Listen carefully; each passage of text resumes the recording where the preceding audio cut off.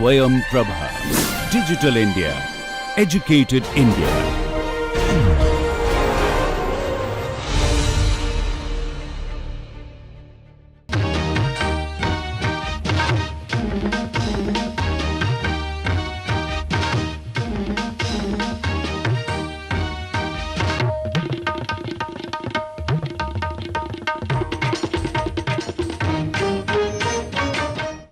Hi students, welcome to another very exciting session of soft tissue characterization and applications. So in the previous class we were talking about the different mechanical testing methods. We have learned about some of the in vivo testing methods which are majorly done on the live animals or the human models, as well as we have talked about tensile and compressive testing methods. So let us continue on that front and let us learn about few more techniques, and then we will take a few examples into testing of real scale soft tissues and how do we do that, right? So let's get started. So the next technique which we have already introduced partially during the in vivo tests is the indentation test. Indentation test is also performed as a part of in vivo as well as in vitro. In vitro is somewhere where you have a isolated sample of a material of skin or some other soft tissue, and it could be from an animal model or a human model or a cadaveric model per se. Like it cannot be from a live model, right? So in an indentation test, by utilizing a small indenter to examine the sample's surface, that is what the purpose of the indenter is.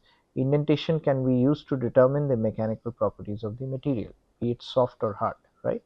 Of course, the type of indenters will change when you are doing the soft or hard. The force displacement curves are created by recording the external force exerted on the sample during indentation and the displacement of the indenter during the experiment, right? So very similar story. You get the force and displacement, and that is measured in a dynamic way. So you get a set of data points, and you can plot that force versus displacement, just like in a UTM. Very similar, right? The indentation offers a number of benefits over the conventional techniques for identifying soft tissues. So basically, for majority of the soft tissues, you don't need the entire sample to be excised or taken out from a cadaver and things like that. You could just use the indentation. But the problem with that is, in a cadaver it is okay that you have a heart in which you're poking this, or a liver model where you're poking this, but majority of the cadavers, if they're not fresh, then they can have huge tissue dehydration and the properties may not seem exactly the way they are. And again, the problem with the indentation tests, which I've explained previously, includes just using the data at a very low amount of values of forces.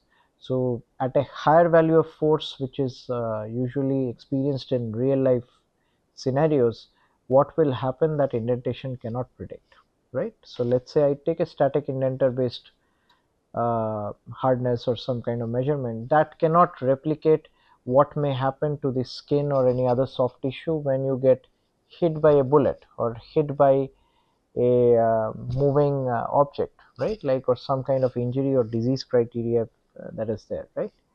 So indentation gives us a very narrow view of the mechanical properties, but still is fairly useful for a lot of different applications. Majorly, if you're from the backgrounds in biology or like biotech, you may have done an indentation test on a hydrogel or some form of tissue. That is one of the reason we want to change that opinion, that do not just go with an indentation test and claim it's a tissue mimic or something like that.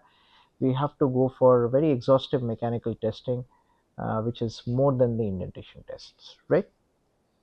As testing is not limited by the requirement for uniform dimensions or a uniform cross-sectional area between the samples, the result accuracy is increased. This is one of the benefits of indentation test. You have a very narrow tip which you any size of sample, tissue sample which you take, you can poke that, and probe it and basically take the measurements. That's one of the advantages, right? So the schematic looks like this. So you have a computer with a controller system. Controller system basically uh, moves the servo motor or controls the servo motor to make sure that the right amount of probing or right amount of displacement of the probe has occurred, and that has gone into the tissue sample within a certain limit, right? Like it should not be penetrating the tissue sample, and in certain cases it could penetrate. There are needle and syringe based simulations where you do that, right? The indenter does that, and there is a load cell at the bottom which kind of measures the forces which are generated, right?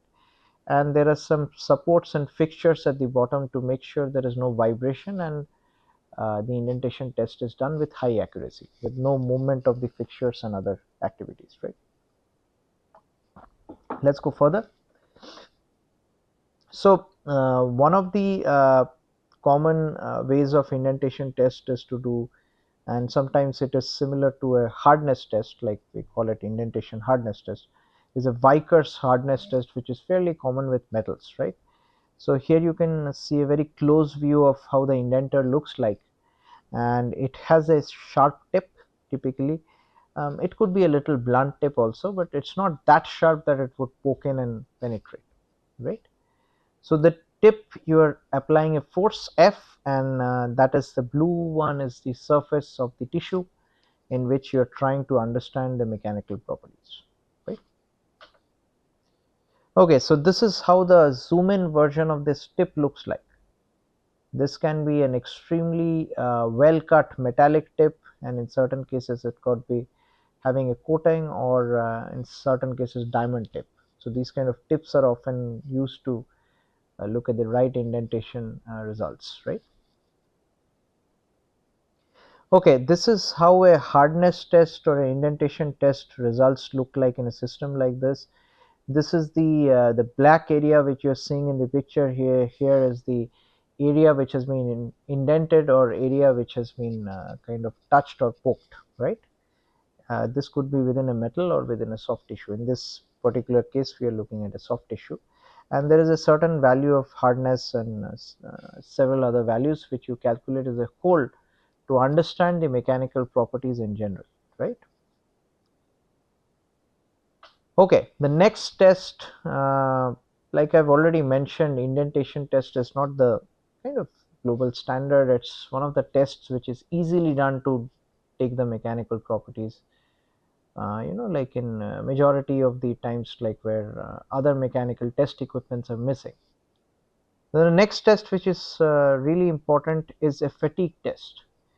Fatigue, by its name itself, means like when something is not able to take the loads any further. So that is what the state of fatigue is, right?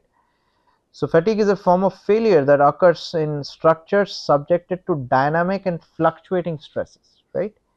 So fatigue usually happens with a lot of wear and tear when you have loading and unloading cycles which are going on. One of the example is human fatigue. So if I walked 10,000 steps or 15,000 steps in a day, I'm going to get fatigued, right? So one is like mental fatigue, second is physical fatigue. My foot is going to get fatigued, and so the soft tissue within the foot is going to get fatigued, right? So very similarly, materials, when you subject it to loading and unloading cycles, very similar to the foot which is undergoing loading and unloading, they tend to get to the state of fatigue after a certain number of cycles.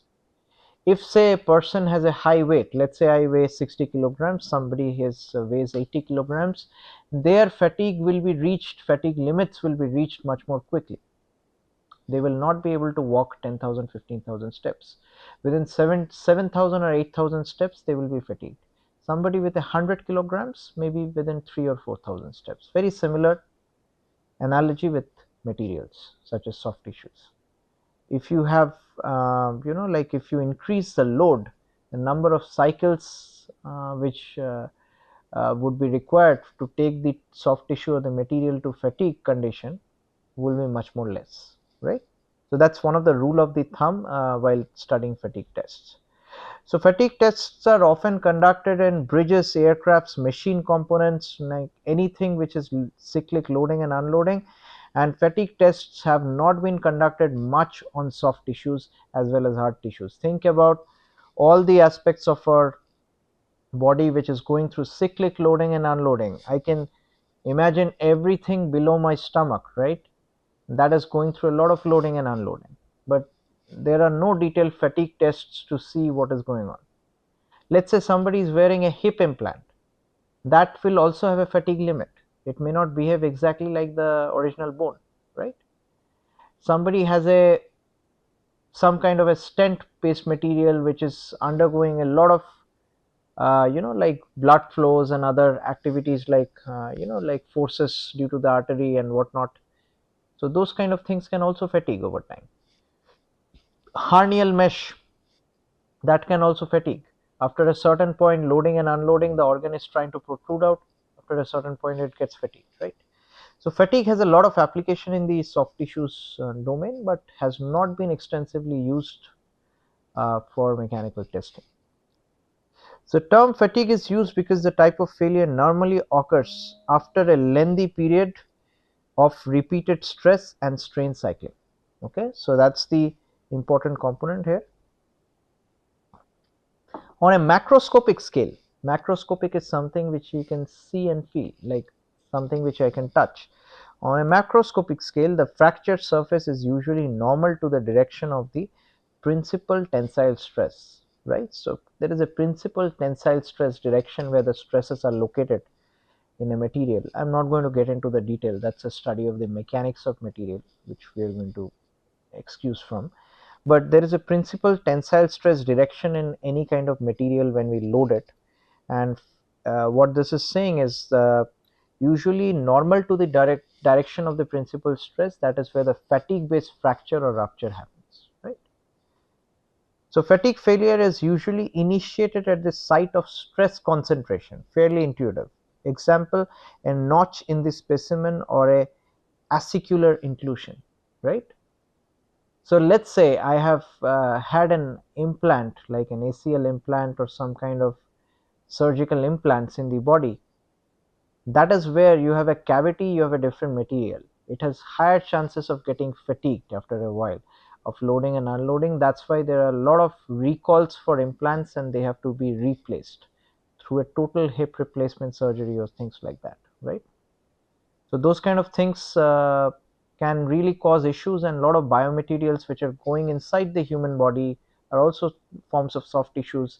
They have to be fatigue tested before you could guarantee that they're going to stay for another 5 or 10 years or so, right? So the applied stresses may be tension, compression, flexural, which is bending, or torsional twisting in nature. So the fatigue kind of this is natural with any sort of loads. So the types of loads can be tension, tension is pulling, compression is pushing, flexural is bending, right? This is being bent, and torsional is twisting. These kind of loads, right? So let's say footballer who is just working with his football shoes, like which is very high traction, keeps on twisting his foot every now and then. So this twisting can cause a fatigue after a certain point. He may get a ankle twist and finally a fatigue injury, right? So this is one example of the soft tissue injury. So a lot of these body components in soft tissues are undergoing these kind of loadings, right? They could have tension, compression, flexural, bending, or torsional in nature, right? So this is the starting point for the fatigue tests. This is how the schematic of a regular fatigue test looks like. So usually you have a machine frame, fairly big machine for testing specimens. Then you have a load gauge which looks at how much amount of compression or tension is being created. You have a load cell which measures how much load you are applying to the specimen, and then you have the specimen followed by the spring, guide, and a mass, right? So what you do in a fatigue test machine is you load the specimen under either tensile, compression, or twisting or bending load, where you apply one kind of load. Let's say it's under twisting. You keep on twisting this by 5 Newton, 5 Newton, 5 Newton, keeps on going. keeps on happening like this, 5 Newton, 5 Newton for let's say 10,000 cycles. After that, all of a sudden, pop, it breaks, right? So that's a fatigue load criteria. Similarly, if you take a piece of soft tissue or any interactions between soft tissue and a cartilage or a ligament, you take that, keep on rotating it, twisting, after a certain set of cycles, it pops. Same can be through tensile or compression, right? Brain tissue, let's say you keep on compressing it at a certain rate, after 50,000 cycles, all of a sudden it splashes, it totally disrupts. So that's how a fatigue test is conducted. This is the schematic of things, right? This is an example of tension compression kind of fatigue testing, whereas the dog bone size specimen, specifically metal here, metals are used quite a lot for implants. You can place a soft tissue here as well, but like I've told you, the fatigue tests have seldom been conducted on soft tissues, so there is not too much of reported literature, right? So this specimen undergoes tension compression, so it keeps on doing these kind of activity like with the machine. So here is a specimen, it is constantly doing, one side could be fixed and the other side is constantly doing this activity, right? So due to this tension compression, after a certain y or certain number of cycles, this specimen tends to break, right? So this figure on the left shows you a broken specimen, and what the direction of the breaking is like, that could also be observed. This is usually vertical or perpendicular to the plane of stress, right? Another thing which is looked upon is after the fracture we do analyze the fracture. This is also missing for majority of the soft tissues, right? So if you look at the broken specimen on the right figure, there are a lot of information on how the crack or the breaking is going to happen. Why is this information important? Think about any kind of sports based injuries or any kind of injuries which can happen due to your foot, ankle, or any other components of your body like which you're using for your athletic activities. There, if you can predict that your foot is twisting or being used for let's say 60 days of constant playing, this can lead you to a fatigue fracture which is irreparable. That particular athlete is going to lose his or her job or has an irreparable damage, right? If you can predict that beforehand by testing these kind of soft tissue and hard tissue specimens beforehand, then you can direct to the athletics training centers and other people that hey, like just make sure after 50 days the athlete takes a break for at least a month before he plays the game of football or basketball again, right? So a lot of important decisions can be taken even with an implant. Let's say there are no ways to standardize an implant by saying this is going to survive 10,000 cycles, right? Let's say you have a hip implant or some kind of a spinal implant. How do you know this is going to survive this many amount of cycles? Many of the companies will just test them in under certain forms of loading and tell them that this will survive, right? But they have to be tested under biomechanically accurate loadings, what the spinal column can actually go through. So let's say my spinal column has certain implants due to some injury. So my spine can rotate, my spine will have a compressive loading, my spine can have tensile loading, mostly compressive. So if I can apply all these loadings and then look at what is the fatigue cycle and possibility of rupture of that implant or spine in general, then I can take certain decisions on how that implant rating could be, what should be the standards. So there are a lot of implications on understanding the fatigue fracture techniques as well as like when it is going to fracture. So two information which needed from fracture at after how many cycles and with how much load this particular soft tissue or material is going to fracture, and what is the type of fracture, what is the mode of fracture. Type or mode is used interchangeably. Here we are looking at residual fracture area and a fatigue crack propagation area. This is of primary importance because this is the fatigue crack propagation area in which majority of the cracks are located. If you break any of the specimens with a similar loading condition, you will see some very similar finding here, right? So a lot of the things can be predicted by studying the soft tissue characterization beforehand into applications which are innumerable, starting from sports to military to like combats to any sort of like daily activities, things which you wear, implants which you place, and so many other things like athletic activities or gymnasiums, like things like that.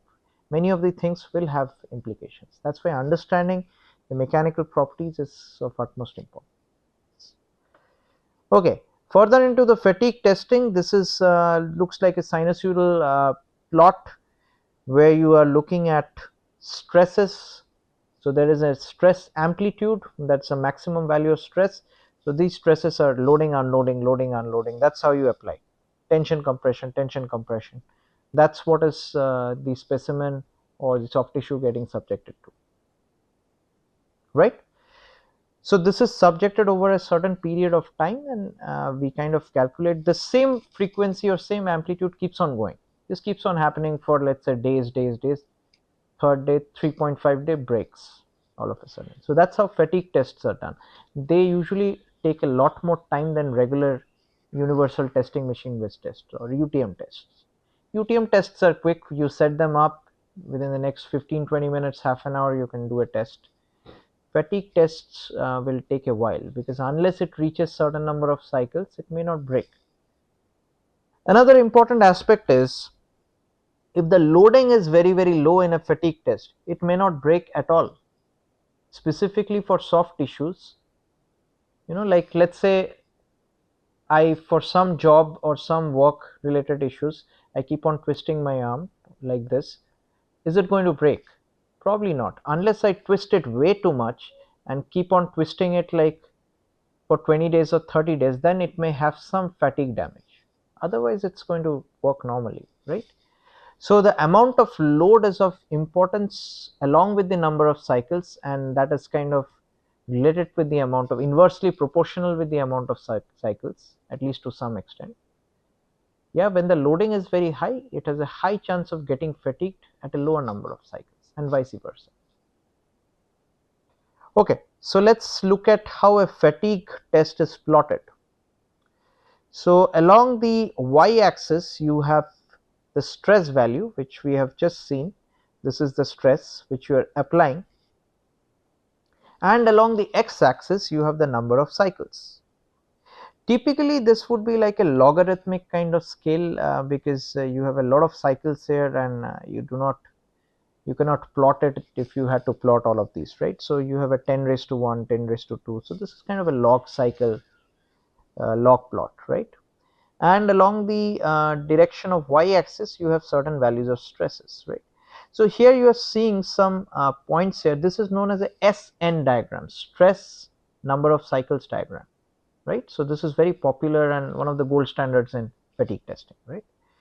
So one thing which you can see in the points is, when the stress is 300, for example, you can see one point here, then the number of cycles which are required will to break the specimen is 10 raised to power 4. So 10 followed by 4 zeros. So how much is that? 10,000. Then when you place this to around 248, the number of cycles, so loading has decreased, number of cycles increased drastically. You are looking at 381,000 cycles or something like that, right? So you can determine certain number of loads, like for example it's a little bit less than 248, I think somewhere around 230 or 240, where it is shown by an arrow. Arrow basically means it's not going to break even after 10 raised to power 6 cycles, more than that, right? 10 raised to power 6 is 10 lakh cycles. Even after 10 lakh cycles, nothing is happening with this specimen. This is the ideal thing to watch out. If we can apply a certain amount of load which is never going to break it, or it is going to break it beyond warranty limits, that is perfect, right? What is the implication of this?